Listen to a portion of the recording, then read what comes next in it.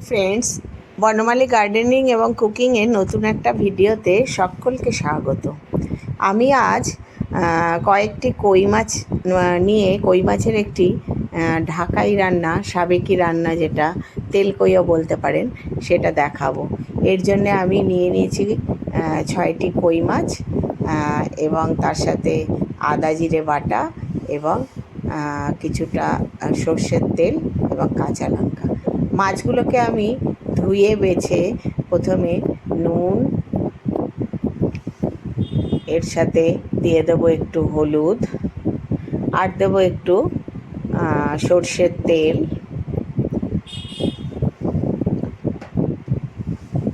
আর একটু শুকনো লঙ্কার গুঁড়ো।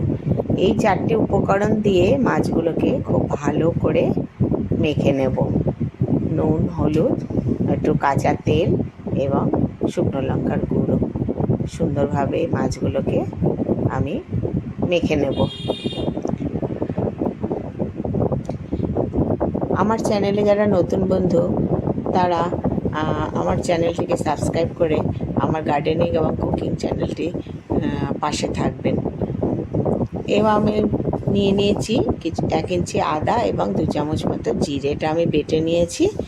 এই বাটা মশলাটার সাথে আমি কিছু গুঁড়ো মশলা মেশাবো, যেমন ধনে গুঁড়ো 1.5 চামচ মতো, শুকনো লঙ্কার গুঁড়ো 1 চামচ মতো এবং অল্প পরিমাণ একটু কাশ্মীরি লঙ্কার গুঁড়ো আমি নিয়ে নেব রঙের জন্য।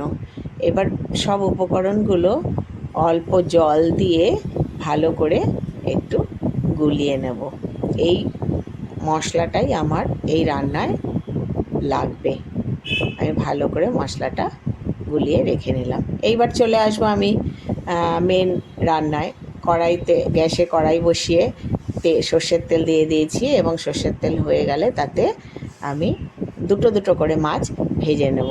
কই মাছ তেলে দিলে পরে একটু বেঁকিয়ে যাওয়ার সম্ভাবনা থাকে, তাই দেওয়ার 2-1 সেকেন্ডের মধ্যেই মাছ একটু ওপাশ করে উল্টে দিতে হবে, তাহলে আর বেঁকে যাওয়ার ভয়টা কম থাকে। এইভাবে আমি মাছগুলো ভেজে নেব। কই মাছ একটু আমি কমই ভাজবো, বেশি ভাজা হয়ে গেলে রান্নাটা ভালো হবে না, মাছটা শক্ত হয়ে যাবে। একই রকমভাবে আমি বাকি মাছগুলোকেও উল্টে পাল্টে একটু ভেজে নেব। কড়াইতে ভেজে নিচ্ছি আমি কই মাছগুলো। আমি কই মাছ একটু তাড়াতাড়ি করেই উল্টাই, যাতে বেঁকে না যায়। মাছগুলো ভাজা হচ্ছে। এইভাবে আমি ভাজা মাছগুলো এবার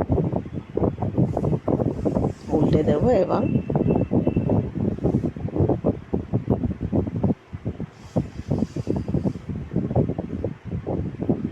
এবার আমি মাছগুলো উঠিয়ে নেব।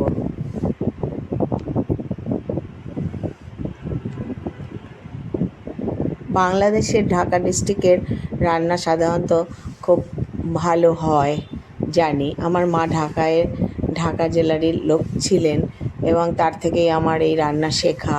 অনেকেই বেশ মায়ের রান্না খেয়ে খুব প্রশংসা করতো। আমি সেখান থেকে কিছুটা একটু আয়ত্ত করার চেষ্টা করেছি।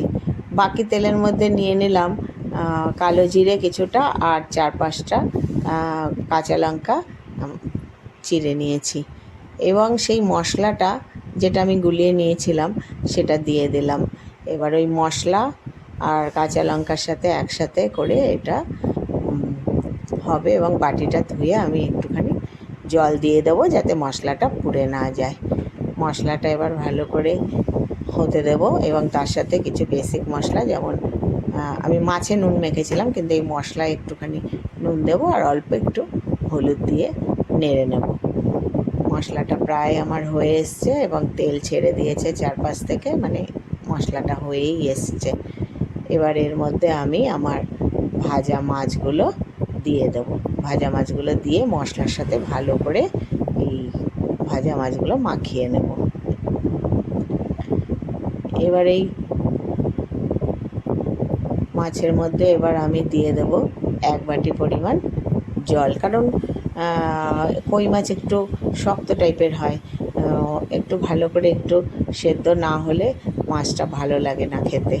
এই জলের সাথে এবার মশলার সাথে মাছটা ভালো করে একটু দেবো। এই রান্না একটু সর্ষের তেল একটু বেশি লাগে, অনেকে তেল কইও বলে।